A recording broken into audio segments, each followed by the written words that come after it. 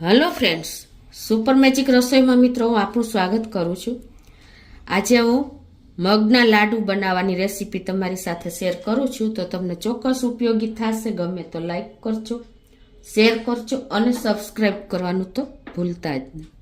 તો મગના લાડુના ઇન્ગ્રેડિયન્ટમાં આપણે એક તો આખા મગ લીધા છે 1 કપ, અને એની સામે મેં દળેલી ખાંડ છે એ પોણો કપ લીધી છે, અને 2 ટેબલ સ્પૂન જેવી આપણે ફ્રેશ દૂધની મલાઈ છે, અડધી ટીસ્પૂન જેવો એલચી પાવડર છે, 1 ટેબલ સ્પૂન કાજુના ટુકડા છે, 1 ટેબલ સ્પૂન બદામના ટુકડા છે, અને અડધો ટેબલ સ્પૂન જેવી કિસમિસ છે, અને 3 થી 4 ટેબલ સ્પૂન જેવું આપણે ઘી લેશું. તો બનાવવાનું ચાલુ કરીએ. તો મિત્રો, આ મગના લાડુ આપણા બધી રીતે આપણા બોડી માટે સારું છે. આપણી કમજોરી દૂર કરે છે, બોડીની માથાનો દુખાવો દૂર કરે છે, આંખની રોશની વધારે છે. એટલે આપણે મગ તો રૂટીનમાં ખાતા જ હોઈએ છીએ, પણ લાડુ બનાવીને ખાશો ને તો મોટા વડીલો બાળકો બધાને ભાવશે. તો હવે આપણે બનાવવાનું ચાલુ કરીએ. તો આ મેં 1 કપ મગ ધોઈને અને કોરા કરી લીધા છે, કપડેથી લૂછી લીધા છે, એટલે એનો કચરો કે જે કાંઈ હોય ને એ દૂર થઈ જાય. હવે આપણે ગેસ ચાલુ કરશું, અને ગેસની ફ્લેમ આપણે મીડિયમ રાખવાની છે. અને જે આ મગ આપણે ધોઈને કોરા કર્યા છે ને એને આપણે આ રીતે પેનમાં નાખીને અને મીડિયમ ફ્લેમ ઉપર જ શેકી લેશું. આ રીતે એનો આ જો એકદમ ગ્રીન મગ છે, જ્યાં સુધી એનો કલર ચેન્જ થાય ને થોડો એવો, ત્યાં સુધી આપણે એને શેકવાના છે. ટૂંકમાં એની એકદમ સરસ સ્મેલ આવે ત્યાં સુધી. તો આ રીતે આપણે મીડિયમ ફ્લેમ ઉપર કન્ટિન્યુ ચલાવતા શેકી લેશું. આ રીતે જો મીડિયમ ફ્લેમ ઉપર આપણે શેકતા રહ્યા છે અને 5 મિનિટ જેવું થયું છે. અને જુઓ તમે, અત્યારે કિચનમાં એકદમ સરસ સ્મેલ પ્રસરી ગઈ છે, અને આપણે મગનો કલર પણ ચેન્જ થઈ ગયો છે. તો ગેસ બંધ કરી દેશું, અને હવે એને આપણે એક પ્લેટમાં ઠંડા કરવા કાઢી લેશું. આ રીતે પોળી પ્લેટ લેશો ને એટલે ઝડપથી ઠંડા થઈ જશે. તો હવે આપણા મગ પણ જો ઠંડા થઈ ગયા છે. તો હવે એને આપણે એક મિક્સર જારમાં નાખીને અને એનો આપણે લોટ જેવો પાવડર તૈયાર કરી લેશું. તો જો આ રીતે આપણે એકદમ લોટ જેવો મગ દળી લીધા છે મિક્સર જારમાં. હવે એને આપણે એક બોલમાં લઈ લેશું. આ મિત્રો એકદમ પરફેક્ટ શેકાશે ને તો જ લાડુ મીઠા બનશે, એટલે તમે ખાસ એ પણ નોટ કરજો. હવે આ બાજુ આપણે ગેસ ઓન કરીને એક પેનમાં 1 ટેબલ સ્પૂન જેવું ઘી નાખી દેશું.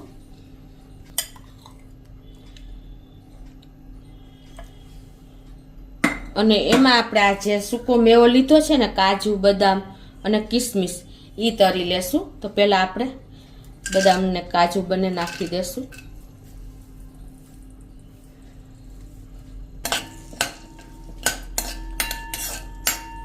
તો આ રીતે આપણે મીડિયમ ફ્લેમ ઉપર એને થોડા એવા સાંતળી લેશું.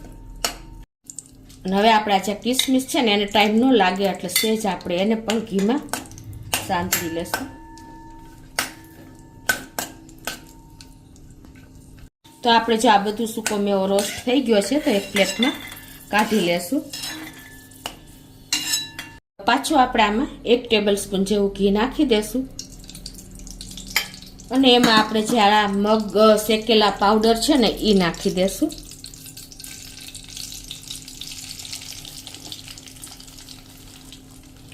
અને ગેસની ફ્લેમ મીડિયમ રાખીને મિત્રો આપણે એને શેકશું.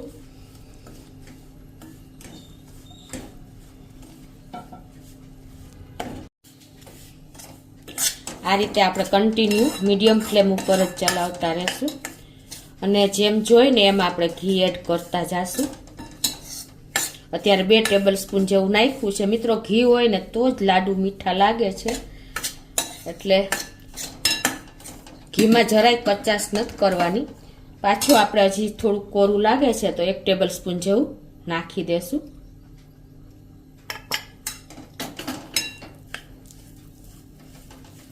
અને આ રીતે આપણે શેકતા રહેશું.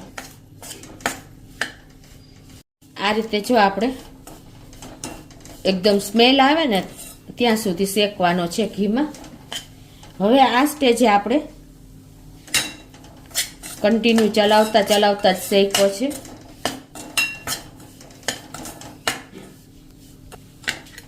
હવે મિત્રો આપણે જો સ્મેલ આવવા માંડી છે તો આ સ્ટેજે આપણે 2 ટેબલ સ્પૂન જે મલાઈ લીધી છે ને દૂધની ફ્રેશ એ નાખી દેશું અને એને પણ આપણે આ રીતે મિક્સ કરી લેશું.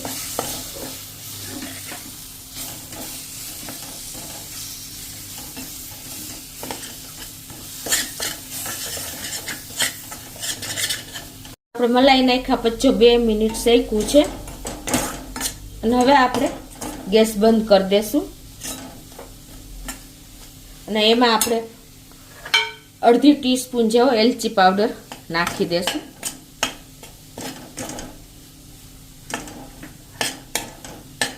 અને મિત્રો આપણે એકદમ લાડવાનો કલર જો ગ્રીન મગ હોય છે એટલે કે લીલા હોય છે તો એવો કલર તમારે જો લુક જોતું હોય ને તો પિંચ જેટલો ગ્રીન કલર નાખવાનો છે. આ રીતે આપણે મેં જો 1 પિંચ જેટલો જ કલર લીધો છે એને સેજ અમથી મલાઈમાં મિક્સ કરી લીધો છે. આપણે બિલકુલ આમાં દૂધ કે પાણી તો નાખવાનું જ નથી. આ રીતે મિત્રો જો આપણે પિંચ જેટલો જ કલર નાખ્યો છે તમારા લાડવાનું લુક થોડું એકદમ સરસ આવે એટલા માટે. ઓપ્શનલ છે, તમે ન નાખો તો પણ ચાલે. હવે આપણે આમાં ગેસ તો બંધ જ છે મિત્રો. હવે આપણે આમાં આ જે દળેલી ખાંડ લીધી છે ને પોણો કપ એ નાખી દેશું.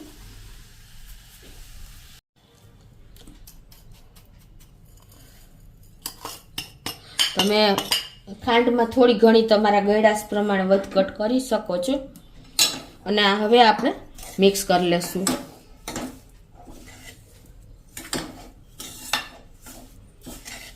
આ રીતે ખાંડ મિક્સ કર્યા પછી આપણે જે સૂકો મેવો રોસ્ટ કર્યો છે ને ઘીમાં એ પણ નાખી દેશું.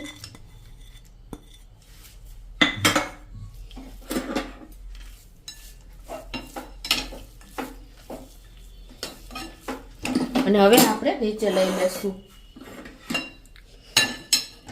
ને એક બોલમાં કાઢી લેશું.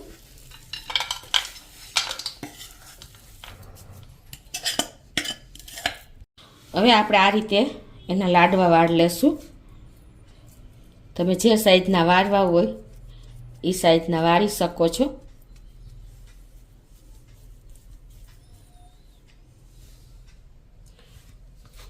આ રીતે બધા લાડવા વાળી લેશું.